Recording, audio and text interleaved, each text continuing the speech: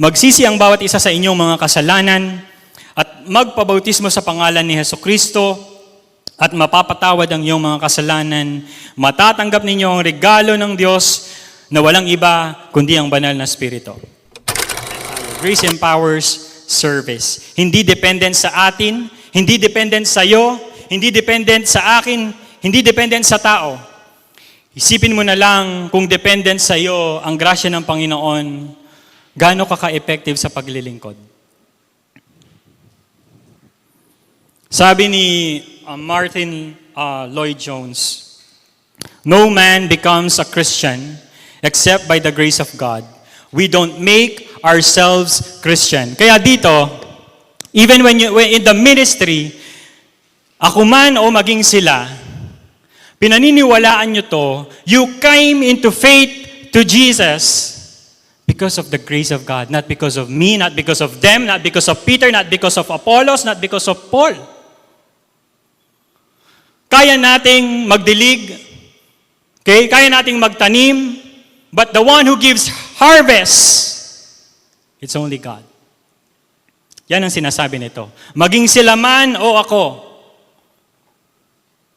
ito ang pinapangaral namin. But the effectiveness of people coming into faith to Jesus, it's only the grace of God.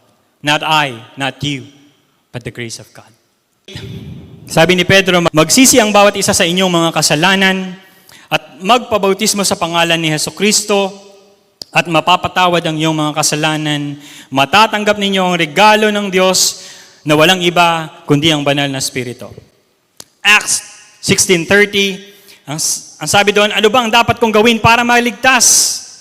Sumagot sila Pablo at Silas, pampalataya ka sa Panginoong Hesus at maliligtas ka at ang iyong pamilya. Sabi ni Pablo sa Romans 7:24, kawawa naman ako, sino ang magliligtas sa akin sa makasalanan kong pagkatao, nagdudulot sa akin ng kamatayan? Verse 25, basahin po ninyo, Romans 7:25, salamat sa Diyos, siya ang nagligtas sa akin sa pamamagitan ni Hesukristo na ating Panginoon. When grace is received by people, we will have the questions, what shall we do? What must I do? Who will deliver me? Makikita ng taong hindi niya kaya. Makikita ng taong kailangan niya ang Diyos.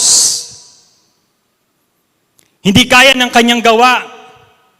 It's not you, it's not me, not I, but the grace of God that was with me.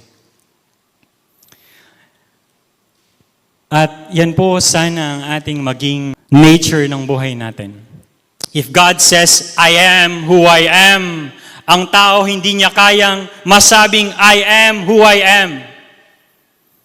Tulad ni Pablo, masasabi ng natin, but by the grace of God, I am what I am.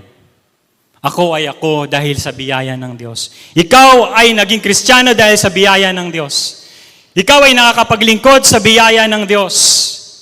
I am who I am, or by the grace of God, I am who I am. Huwag niyo pong tanggalin yung but by the grace of God. You are who you are, as saved by God. Now calling yourselves Christian by the grace of God. May you continue to be a Christian by the grace of God. Ang mahirap, yung by the grace of God, tinanggap mo lang nung ikaw ay nakakilala. Ngayong ikaw ay nasa pananampalataya na iniwan mo na siya. It's part of your being. By the grace of God, I am who I am.